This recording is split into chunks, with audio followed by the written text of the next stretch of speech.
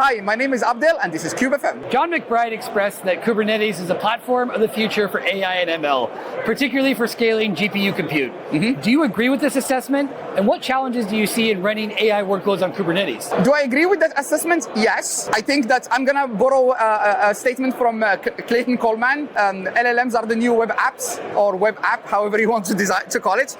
I think that the biggest challenge now is, obviously the biggest challenge now is obtainability, like finding those GPUs, because it's very hard, right? Obtaining them, getting them, specifically getting them when you need them, is one of the biggest problems I think a lot of people face. One of the promises of Kubernetes is scalability on demand, being able to access the resources only when you need them. And that worked great when those resources were only CPU and memory.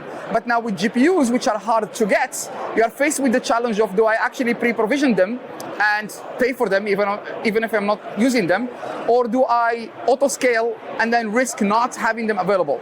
So I think obtainability, generally speaking, is one of the biggest challenges that people are going to face, especially making sure it makes sense from a cost perspective. Then the second one will be utilization. So making sure that you utilize those resources to the maximum you can, so you get the most out of them, right? So it's always a matter of cost. And I think the third thing is monitoring, observability of GPUs, TPUs. Like, there's a lot of emerging things happening. There is the device plugins out of the workgroup device management.